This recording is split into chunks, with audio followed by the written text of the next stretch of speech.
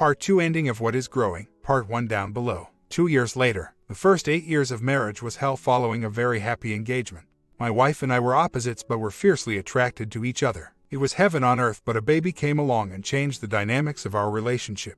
My selfish and uncompromising nature came out. Her immense need for emotional support was overwhelming. My career grew while hers was stagnant. She lost respect for me as a man. In year 8 I discovered her affair. Mostly emotional but some physical at the end. We tried to restore things for 2 years but the trust never came back. Our social lives continued to grow apart and had nothing in common. I was miserable not spending time with my wife. Intimacy and bonding pretty much went away due to her lack of respect and love for me and the fact that I didn't want more kids. She moved back to her hometown 45 minutes away to alleviate tension and build her business, but it didn't help. She could not get over the pain I caused, and she saw that the infidelity caused a wound that she did not have the energy to repair. For years she felt I deserved a woman in my league. Someone who had a good upbringing without the abuse she experienced, a professional career, and enjoyed doing the things I want to do. Last week she asked for a divorce. She said she wants me to find someone that makes me happy. I don't know if she is seeing someone else or not, but my insecurity always doubts her. That part doesn't matter. Our lives have become completely separate outside of dealing with our son. She can't provide what I want and I haven't provided what she wants. On one hand, I am relieved and feel released from the obligation of trying to build her up, but I am also resentful of her dividing the family. I see so many couples splitting up and families fractured. I hope we can be amicable and friendly about it. She wants a mutual consent divorce and work out terms without court. She doesn't want money except for the car I pay for, but I don't know how she will support herself. My son is with me for now, but ultimately may go with her since the city she lives in has better schools. I also want to move back there, but there are no good jobs for my line work, which is why we had to move in the first place. The drive to my job would be 65 miles. I did that for a few years, but it wore me out. I am an introvert. I put on a friendly social hat at work, but once at home I don't want to be bothered. I do a lot of solo activities, but also hang out with a cousin, but I am not constantly around other guys. Having a female companion was great and I will miss it. But I did feel like I lost her years ago when she chose friends over me and then the affair. Our social circles became completely separate. I was fine with that, but when she never invited me to do anything with her, I knew our future was limited. She is an extreme extrovert who constantly needs attention and reassurance from people. The affair partner provided that, but even she knew he was worthless for a relationship. Not sure if I should seek out another relationship or focus on being single. I don't think I would make a good husband. I am content with my one son, and as much as having a larger family seems like a blessing, I just don't think I have the mental capacity for it. I also don't have the emotional love bank or whatever you call it to nurture a woman whose self-esteem relies on what other people do for her. We will get the divorce, but I will retain an attorney. She doesn't want anything from me except to continue to pay for the car she drives. It's in my name anyway, and to provide for our son. No need for court-ordered support. I'm glad she isn't asking for alimony. She would definitely qualify, but she believes if a person wants to leave a marriage, they need to be able to support themselves. But she isn't 100% there. Legally in our case, I don't think it matters who actually files the papers, but since she wants the divorce, I will request that she file them. It will be a quick mutual consent divorce. 10 years was a big deal for her in terms of there being a milestone for renewing vows. I never saw the purpose of it, and after the affair she dropped the idea. I was willing to forgive the affair and move on because I understood what led to that point. If I was more extroverted and socialized more, I would have had my own. Even good people will do bad things when they feel they need an escape. I felt betrayed, but she also felt betrayed by my lack of emotional support and not wanting more kids. It may have been naive, but I told her that the affair should even the score and let's focus on trying to rebuild. We went to a Christian counselor, and even she didn't understand why we were still married, just in terms of social differences and upbringing. We all knew it wasn't going to last at this point. My wife felt so beaten down that she had nothing left to give. I felt she was just exaggerating everything, but she came from a childhood of abuse and abandonment, so everything I did, being emotionally distant, was magnified from that experience. My childhood was good. My parents struggled during my teen years. My dad had job trouble and mentally became a distant and weak guy. My mom couldn't keep up with supporting him in that way. They divorced when I was in college. My mom is like me, doesn't need much emotional support, just quality time and doing things together. She was also tired of being the primary breadwinner. My mom remarried later and divorced again for the same reason. I was an emotionally distant husband but was never abusive, and I never cheated on her, but it was enough to make her not feel cherished as a woman. Anyway, in late May of this year my wife asks for divorce. We had not been able to find good rhythm before or after the affair. Honestly, the only time we really enjoyed was our engagement during the girlfriend-boyfriend stage. She has already procured a rental house and is setting up applications for state benefits for when the divorce is final. Her personal income is pretty low. She is not asking for alimony or child support. She knows I will take care of my child and we will be flexible on where he lives. The only thing she asked was that I continue making car payments for her car. It is my property since I am the sole owner, but she drives it. I had my doubts starting in January that something else was going on, and my hunch was right. She kept telling me she had been faithful since the last affair, but it was an outright lie. She told me today she had another affair this year and is a few months pregnant. What? I told her after the last affair that I could forgive that one, but if she ever found the need to be with someone else again, she should just say so and leave instead of trying to facilitate another affair. Apparently, the guy is more to her liking since she jumped in the bed with him so quick but hasn't had slept with me in almost a year. She was recently told she couldn't have kids due to ovary issues, so she had unprotected bonding while on birth control. She lost that bet. At this point I don't have much anger left to dish out except for all of the extra taxes I need to pay going from married to single. I will definitely be working to minimize that impact. My biggest feeling is disappointment. I knew she was not happy with the marriage and divorce was inevitable. I originally knew her as a God-centered woman, but over the past few years she claims she has been too broken. But she knew right from wrong. I know many people don't believe in God, but I hope for her sake that God turns this screwed up situation into something positive for her. I never wanted more kids and she resented me for that. This is going to give her another child, but not under acceptable circumstances. I have no idea who the guy is other than a business associate, but she said he wants to meet me at some point. I guess he knows it is a tense situation and wants to do his part to step up and discuss it. My only concern is whether he is a good guy to have around my son. Not sure how reliable or trustworthy he will be towards my current wife, considering he was willing to jump in the bed with a married woman. I will definitely have to set that meeting up in a public place. I told her today that she may be a good mom, but I will never trust her again in other capacities. Although she wanted another child in her life, this is definitely not the way she saw it happening. But when you make stupid, deceitful decisions, this is what happens. One hand she cried about how she feels she ruined my life and dreams, but on the other hand she appears to somewhat justify her actions because she was unhappy. She does feel guilty enough about the situation to not ask for alimony, but I wonder about the car. It is a recent purchase due a totaled car from a car accident, so I have 5 years of payments. I was willing to make payments if this was a clean divorce, but now that I know another affair was involved, I don't really want to pay for her to have the car. In my opinion, the other guy can take care of her. I will discuss with my attorney. I don't know if I have any legal obligation to provide transportation for her, but I also don't want to act revengeful. I have spent too many years filled with resentment and anger. This has been a major learning experience for me to use for future relationships. And for the divorce I already have an attorney and will be drafting the marriage settlement agreement. I already have an attorney. I will discuss the medical stuff with him. I wanted to stay married until 2018 to avoid getting hit hard with single taxes for all of 2017 while I've been paying based on married withdrawals. So, until the divorce is final, she could bill all of her doctor visits to our current plan if she wanted to. She did apply for state benefits in Ohio. Even though mentally she is broken and can't stay faithful, she at least is trying not to burden me with the finances. My attorney said to keep peaceful. He doesn't know about the baby yet, and to hurry up and get an agreement signed. It's weird. Even though she has been very deceitful and outright lie several times about what is going on, even last week she kept saying she was faithful this time. Just burning time until she had the guts to fess up. She has never done anything detrimental with our money. She always viewed the bank and credit accounts as mine. She has her own accounts that I don't have access to, but only banking. She has no credit of her own and no credit history. My attorney said to be nice during this process to avoid making her upset. He even suggested I offer alimony for a period of time to help her feel secure and not let her go down an emotional rabbit hole.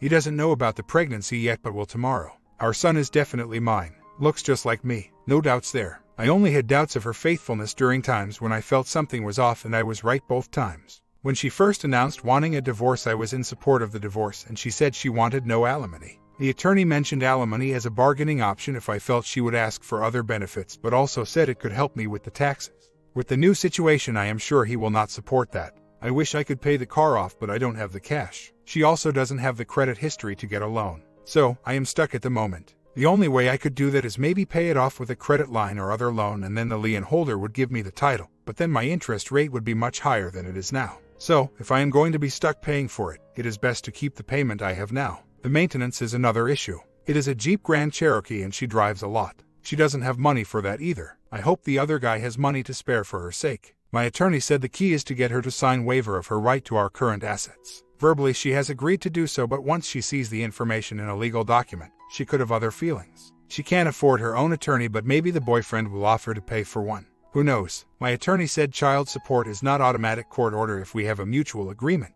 But I may need to get more details on this. My car insurance company said if we get divorced, she can have her own insurance even if I'm the registered owner, but I don't like that option. It would still come to haunt me if her insurance isn't good enough or lapses. And in regard to taxes, my income is too high to benefit from various tax breaks. Paying alimony would reduce my taxes but not reduce my total out-of-pocket costs. We'll have to max out my pre-tax contributions and take the hit as a single man. I'm hoping she will let me claim our son as an exemption. I am definitely keeping my wife on insurance until the divorce. I can't kick her off until the divorce anyway. We are delaying it until January 2018 to avoid tax issues for 2017. But with the baby being born before then, I need to make sure the biological father signs the birth certificate. But in case he starts playing games, I should demand a paternity test. That way, once the divorce is final, I am not stuck with the kid. What I had a hard time understanding is why she is so sad. She had one affair that she said was a huge mistake, but this one was more calculated since she was also planning to leave me as well this time. She said a lot of things that she never had to think about before, such as paying all of her own bills, is weighing on her. And I think the pregnancy is more of a cause of her sadness than actually leaving the marriage. She is sad that her marriage did not survive, but I don't think she is sad about being apart from me in particular. She wanted more kids in the past, but I didn't, and I know she didn't want kids this way. Should have made the guy wear a condom instead of relying on pills. But now I am concerned that her health issues will make this pregnancy difficult. She had issues with the first one too. My soul isn't crushed since the marriage has been fading for a long time. We met in college and our opposite personalities attracted each other but didn't work well in marriage. I am not sure how opposites can enjoy a marriage. Being married to her taught me some good lessons and exposed me to more areas that life has to offer. But I also learned that I need someone more like myself to be in a successful marriage. I have my own issues to work on, but with my wife it became apparent after a few years that we didn't have a friendship outside of being married with a child. I can't remember the last time my wife actually asked me to spend time with her on a date or to just go out as a couple. After the initial romance wore off, we had no strong friendship to build on and we share almost no common interests anymore. Financially, the good thing is that the only fixed support she wants is for me to keep paying for her car, which is in my name. My attorney thinks I should just let her keep it as part of our settlement, but I have some conditions that would allow me to take ownership back, such as her not maintaining insurance and maintenance, or letting other people drive without my permission. She let her last affair partner drive my car, and I just found out about a speeding ticket her got in it 4 years after the fact. She moved into a rental home and I thought she was going to be happy since she now has her own place and a new man. She has complained of being depressed and lonely. She said the other guy was going to step up and be there for her, but my gut says he isn't do so, or why would she be depressed and lonely? Financially, things are rough too because she runs her own business and barely makes enough to pay her bills. Fortunately, she is not asking me for any money other than the car payment, and I will continue to support our son without court orders. I am upset about how our marriage has turned out, but I am glad she isn't dragging me through a legal battle. I retained the attorney and will be getting the settlement and divorce papers issued. It sucks for me to be single in terms of taxes, but for her with a new baby she is better of being single to get state financial aid. I doubt this other guy can truly be there as much as she wants because he has other kids and other baby mamas to deal with. On one hand, I am somewhat glad to see her suffering for her decision, but I also feel she doesn't have the right to be depressed. That may sound stupid, but I think it was stupid of her to plot and plan her exit of the marriage, but then only to put herself in a worse position. I think the pregnancy is what has her messed up the most. She resented me for not wanting more kids, and eventually a doctor said she couldn't get pregnant again due to reproductive health issues, but she still conceived despite using birth control. I think it was God's way of finally telling her to sit down and stop screwing around. If she had not gotten pregnant, I think she would have continued to carry on the affair instead of leaving, but she knew I would not be able to forgive and reconcile a pregnancy by the affair. I did start seeing a counselor to vent some issues instead of talking to family and friends about it. What I found strange is that the counselor asked a few times about whether I would consider reconciliation. I was surprised to hear that. Yes, I do miss the woman I married, but I was willing to let the first affair go, but this time my wife said she wanted to leave. At first, she said she couldn't be the woman I needed and it wasn't fair to keep dragging me down. A week later she told me about the affair and pregnancy. I don't want her to struggle, but I think the days of us as husband and wife need to end. One good thing about me is that I am an introvert. I always felt it was a curse, but the positive thing about it is that it has kept me out of a lot of drama and allowed me to lead a peaceful life. I was not a very emotionally supportive husband, but I kept a stable home, made sure all of the bills were paid, and let my wife live out her life despite my insecurities about what was going on. She is a big extrovert and always needed attention from people, and that made cheating very easy for her. I also had interests in having my own affairs, but the built-in introverted programming kept me focused on my job and home and not seeking out other women. For now, I am being still. This summer I am going to relax and enjoy some trips with my son. August through November will be very busy months with work on a major project, and I can't afford to be distracted. I did try to do a lot of social things over the past month, but it became exhausting and expensive. But eventually I need to get into the dating game, but really need to decide what I want in my next relationship. The major thing that went missing with my wife was friendship. We had great fun prior to marriage, but when real life hit, it all went downhill. I'm much wiser now and know myself better and really need to decide if I am true husband material or not. So far, she has not been seeking anything from me for emotional support, but the separation is still young.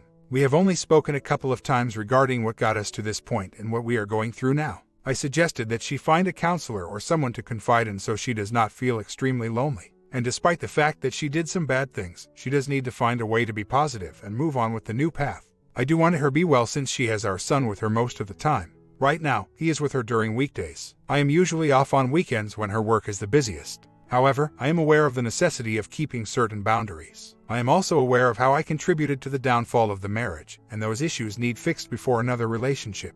I didn't make her cheat, but I helped contribute to an atmosphere that led to her feeling like she had to seek outside attention. Many of us may feel that at some point, but some of us lack the fortitude to keep still and be faithful. My wife signed the marriage settlement papers with no issue today. As explained in previous posts, she asked for a divorce after having a second affair that resulted in pregnancy. She didn't ask me for anything except help with the car payment, which I own, and to continue supporting his son without court orders. We will file divorce papers later this year and execute in January to avoid a tax hit this year. Her baby will be born in January sometime. Our son knows about his new half-sibling, but he hasn't talked to me about it. He appears to be the same happy kid, which means he grew accustomed to me and my wife living separate lives in the same household for quite some time.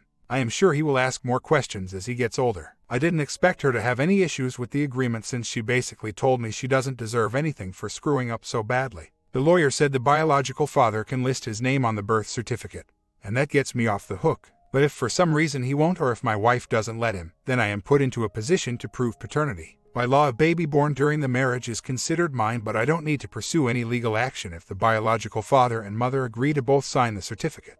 What I don't know is if the law is in effect at the birth or at the conception. The due date and when our divorce may finalize are very close. My wife has said the other guy will sign the certificate, but if he doesn't, I need to be prepared for that. But with divorce already in process at the birth time, my wife will have already set up medical coverage to cover her and this other child, since she will lose coverage under me once the divorce is finalized. The emotions are up and done. I am upset that she is breaking up a family by her selfish action, but it also a relief because I no longer have to be worried about what she is doing or insecure about her spending time with someone else. For years she made me feel guilty about being insecure, but only to find out that she was having affairs. And she always felt she could keep certain things private from me. I never agreed with that. As a husband and wife, I believe that there should be no secrets, and for her to flat out tell me she isn't going to tell me everything she is doing in her life. I knew she was cheating but couldn't prove it. I can't live with someone that has the kind of mindset. I have zero tolerance for drama and mind games. She only started keeping stuff from me when she started doing things she knew I didn't approve of. I had told her at one point to not get me involved with certain things that I thought were possible illegal, but I should have stood my ground because that basically gave her a license to do whatever the hell she wanted without the obligation to tell me anything. But my wife is a master manipulator and can very easily make you think it is your fault that she chose to take a particular course of action. Getting pregnant finally made her shut her mouth up for good. My wife is 4 months pregnant with her affair's partner's child. They had an affair and slept together but were too stupid to use protection. She moved into her own house in May and our son will be staying with her during the school week and me on weekends. She has some sort of relationship with her partner still, but everything is not happy. My wife is miserable and depressed due to the mistakes she made. She broke up her family, and financially she is not doing well because she is an entrepreneur but also looks for regular jobs during slow times. But no one will hire her after noticing she is pregnant. This other guy has several kids with multiple women. 2 of the kids, ages 18 and 20, stay with my wife from time to time, as does this guy. I had a chance to meet the other kids when I dropped my son off but refused to go into the house. My wife was supposed to introduce me to the guy before he started spending time around my son, but this meeting never happened, and probably for the best. I told her for now I have no desire to be around her, this guy, or his kids. The last time I was around her I felt extremely tense about the betrayal. She is extremely remorseful about the damage she has caused but still continues to live her life with this other guy and his kids. Even if they aren't a couple, she will be forever tied to these people due to the baby. At some point I am going to want to visit my son without having to request that these people not be around. Even though my wife committed adultery and continues to live in it, I can't make demands about what she does in her house. She doesn't want me to be forever angry because she does want to pick up the pieces that are left and still have some sort of family life after enough time has passed for tension and anger to die down. Family life means being able to spend time at each other's houses for special occasions and holidays without there being any issues. For anyone else who has been in this situation, how long does it take for the anger to subside? I feel that if I were around this guy, my pride, ego couldn't take his presence, and I would feel he would also have his own ego about stealing my wife. I have no desire to have any kind of relationship with these other people, but I don't want to have tension and anger if visiting my son requires that I be in their presence. I'm not sure if I can control the tension by simple choice. I went to a welcome home event after her grandmother was released from the hospital. Her family has always been nice to me and only a few knew what was going on. But a feeling of great tension gripped me suddenly. I had to leave after maybe an hour. My comment: just keep a minimal contact with her. Try not to engage her, there isn't a point to. You are better off pretending she is just a friend you know from the past.